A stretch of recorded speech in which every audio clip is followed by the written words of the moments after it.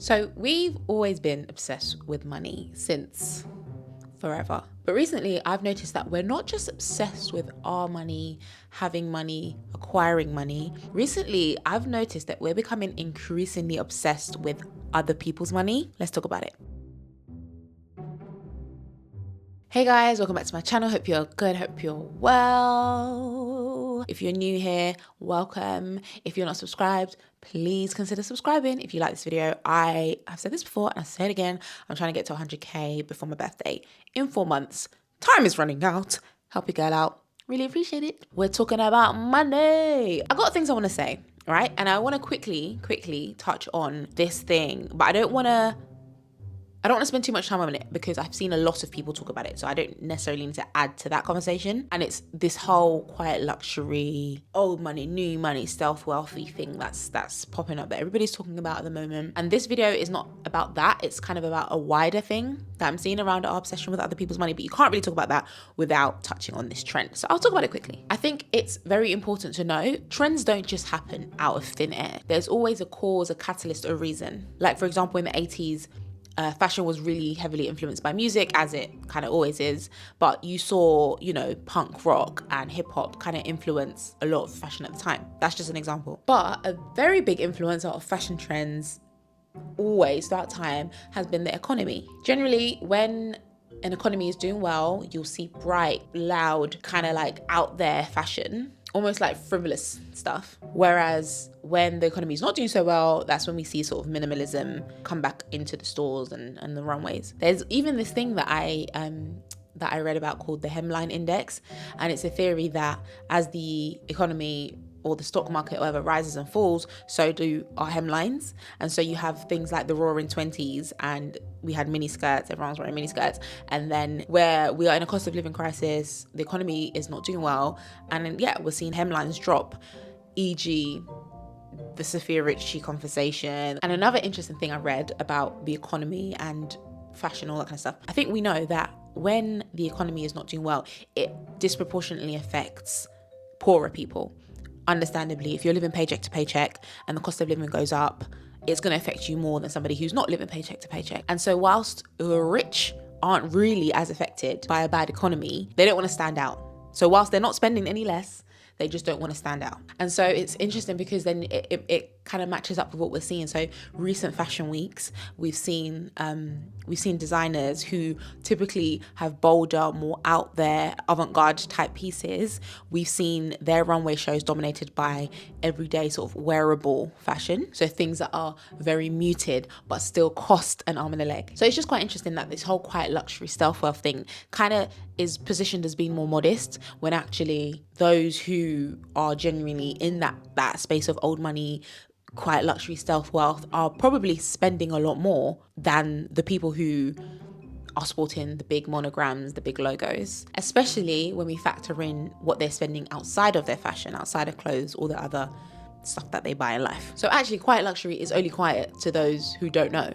And that's why they call it, I think they call it if you know, you know fashion. And in the same vein, what I found really interesting about this kind of part of the discussion is that the conversation tends to go beyond just aesthetics, just looks, which typically when we're talking about fashion, we are talking about aesthetics, how something looks. But this time the conversation seems to have gone beyond that, and it's now kind of speaks more so about other things, like what it means about the character of a person, or what it means about where you're going to go in life, your success in life, your mindset, even your morals. Like, are you a city girl or are you a classy wife? And I have some things to say about that, but I'm going to circle back to that because I think it relates more to kind of my final point. So I'm coming back. Stay with me. Now, would a video by me be a video by me if I didn't make up a theory? I can never research and sort of deep dive into a topic without my brain coming up with a theory or adopting a theory that I found somewhere else. So my theory, in summary, is outside of fashion, we are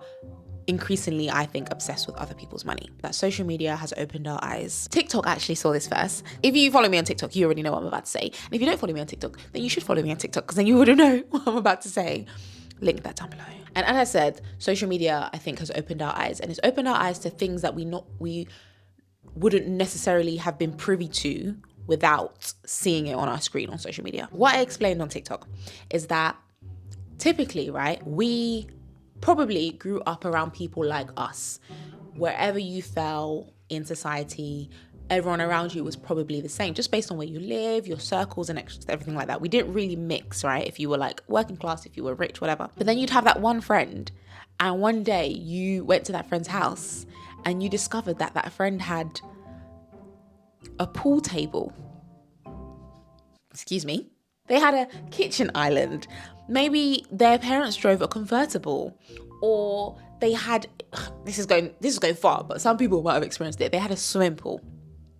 Are you dumb? If you, like me, ever experienced that, you're like, wow, your mind was blown. You were just like, oh my gosh, like, you're rich. You are rich. What the heck? But the thing is, you wouldn't voice that. You wouldn't voice it. So you would be like, what do you do for a living? Why are you so rich? I'm so poor. But like now, times that by 1,000, 1,000,000. Yeah, because we're no longer confined to our reality, because now we can see everybody's reality, because everybody's sharing their lives online. That is what social media has done. It's opened our eyes to how other people live. And it's not just with money, but especially with money, it's opened our eyes to how other people live. And it's taken away the humanization of it all. Like that naturally social media kind of dehumanizes things. And so we're now open to be like, what do you do for a living? You're so rich. How do you have so much money? I don't know what I'm saying in that voice. We kind of like, we've let go of all social norms and decorums and whatever our parents taught us to behave in public, because it's social media. So we can ask people these invasive, sometimes personal questions. So yeah, I find it very interesting. That I think that's a very strong theory.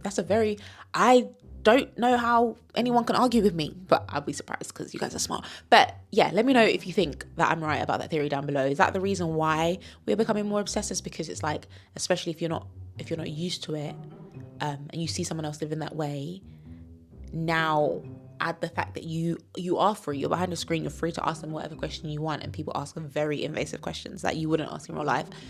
That's my theory. Let me know if you agree. But circling back to my point about how we view people as it pertains to money, how they spend their money, how much they have, especially when we compare the old money versus the new money people, I find it very interesting. Things that pop into my head with regards to this specific point are things like hypocrisy, judgment, hating, and jealousy, which I'll touch on. But as I said, the way that we stereotype new money, old money folk is not just limited to their fashion, but it also goes into now their character as well. I think, correct me if I'm wrong, but I think we kind of assume old money, quite luxury, self-wealth people to be typically smarter, more mature. They kind of have a quiet confidence about them, almost quite humble. Whereas we see the new money people as kind of in need of validation. They're quite brash. We think they're dumb, or at least dumber. And I also think we see them as less kind, less empathetic, because essentially they're kind of like throwing their money in your face. Like, I don't care if you're poor, I'm rich.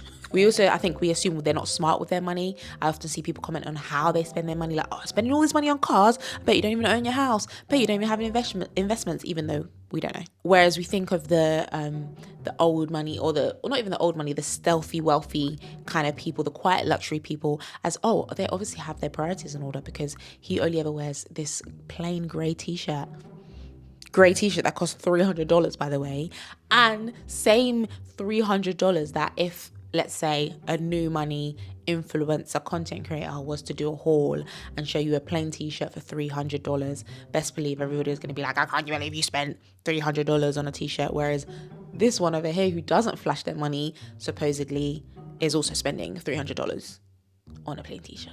And I know sometimes, not always, but sometimes stereotypes come from somewhere. Like maybe a few people kind of uphold the stereotype, and that's where the stereotype has come from. So I understand, like, we're used to seeing outlandish shows where rich kids are just spending money on yachts and basically throwing away money. We see reality TV stars like being very like obnoxious and just not couth and classy and no decorum whatsoever, and that's kind of where the stereotype has come from. So I get it, but interestingly, I find this so interesting. I think if we were to dig deeper, my prediction is that we're probably more likely to find unfavorable character traits within the old money, quieter luxury, if you know kind of luxury people, than we are to find in the overtly new money, logos everywhere, flashy cars type of people. Things like exploitation, greed, unfavorable and questionable means of even acquiring that money in the first place. How old is your money? How old are we talking? Are we talking, I bought a house for 20,000 and now my house is worth 2 million and that's why I'm rich kind of money? Or are we talking, there might be a black family somewhere with the same surname as me, if you catch my drift? The point is, I don't know any of these. I don't know the answer to any of these, but the point is that I think there are so many other markers of someone's character than purely how they dress, or even purely like the outward nature of how rich they seem based on like the cars they drive and the loudness basically of their clothes. And I think the problem is that when we allow ourselves to make judgments of people based on something like how they dress, we are moving into dangerous territory. And I don't want to like make something out of nothing, or for the most part, I don't think it's that deep, but if left unchecked, I think it can become deep, especially because I think respectability politics can then start to come into play.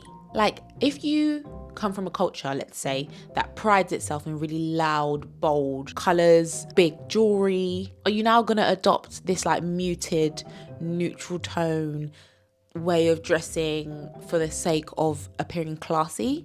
Which I believe there are people who do, who almost like look down on their way of doing things, their culture in some instances, in order to adopt whatever the classy, which typically is like the Western whatever way of doing things. Because you can go to a South Asian wedding, a West Africa, East African whatever wedding from like some really rich cultures, rich in culture, but also could be rich in money, and you will find the opposite of what people nowadays are deeming as like stealth wealth, quiet luxury, true markers of wealth, just because it doesn't fit their cultural norms. And it's like, you know, if we're gonna try and fit everything into this one box, it just doesn't work that way. And I think there's also something to be said about the way that we obsess over money and what that is saying deep down.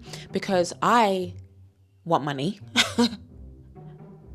Let there be no mistake. I want money. Like I want to have an above average income. I want to have an above average life. I want generational wealth, all of that good stuff. And therefore I am quite drawn to money topics. I am intrigued when people have a lot of money. I do wonder how they got it. And I would even ask if the opportunity was to present itself, I would definitely like be open to hearing about people's money. There are so many people who tell you for free how they make their money and all these things about a life that I know nothing about right now. But I'm just talking about social media here because that's what I have to go off. I sometimes sense a tone that is less about curiosity and more like I'm sensing two things. I'm sensing disdain and I'm sensing jealousy. And disdain in that I think a lot of times people feel that people don't deserve what they have. They don't deserve the money that they have. And so you see countless comments of, I don't know, someone happens to be making a video in a nice house or they're throwing a dinner party or whatever. And you see comments that are like, what do you do for a living? And then somebody else, not the creator, somebody else will reply to that comment and say nothing. They don't do anything. They just post content. And you're implying, when you say nothing, you're implying they didn't do anything to deserve that money. But my thing is, since when has money, the distribution of money, been based on who deserves it? Like, since when? Yes, a lot of people work hard for their money, and you'd argue, yes, those people deserve their money, but like in capitalism, hello, like it's not based on deserving in terms of morals, and sometimes it's not even based on deserving to do hard work. Some people don't work hard and they're rich. Let's be for real, like that's life. So this idea that like money should only go to who deserves it, yes, maybe it should only go to who deserves it, but it doesn't. Yeah, let's just deal with the facts. And then the jealousy that I mentioned, I think this is what I'm picking up when a lot of the time I see people insert themselves into a situation that respectfully had nothing to do with you. So somebody's posting something and like, I don't know, it's a haul or something. Basically, they clearly have spent a lot of money, and people will comment, this video just called me broke in 16 different languages, or like, must be nice, could never be me. You're shopping here and I just bought odd pair of socks from it's just like, this video was never about you. And I just find that, did I talk about this in my last video? I talked about it somewhere. I've definitely talked about it. But this idea that like I think it's jealousy, makes us insert ourselves and compare ourselves right there in the comments. And it's just interesting. Like, I wouldn't necessarily feel the need. Not everything can be reflective of my situation, and that's okay. Extreme example: my dad has passed away, and when people are like talking about their dads, or it's Father's Day and I'm seeing all the posts about dads, yeah, sometimes I'm upset, but like, I would never comment, must be nice to have a dad. It's just, I don't know. It just, to me, it feels weird. It feels weird. And I feel like I always point stuff towards jealousy, but I do think jealousy is actually a bigger emotion, a more common emotion than we think it is. And we obviously try to avoid labeling something as jealousy because it's just such a dirty emotion. I think we see it as quite dirty, but actually no, it's just an emotion like all the others. And I think it's best to address them or to acknowledge it and then deal with it that way. But understandably, like, when people don't have and other people have, and we live in a world of social media where like one scroll, you can just go from relatable to unrelatable, we are going to see things that we don't have in any capacity, not even outside of money.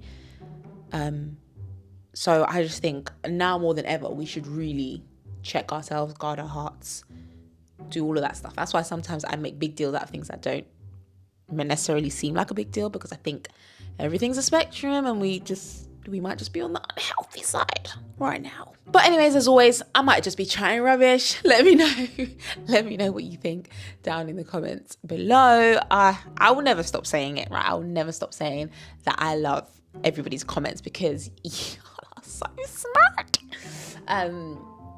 I just learned so much, and so I'm just using you for free education. Thank you very much. So let me know what you think about what I've talked about down in the comments below. Do you think we're obsessed with other people's money? Am I exaggerating? Do you think rightfully so? What do you think? Give me your perspective. And yeah, check out some of my other videos right here. Like, comment, subscribe if you did enjoy. I did ask you before, if you're going to enjoy it, please do subscribe. And I'll see you in my next video. Bye.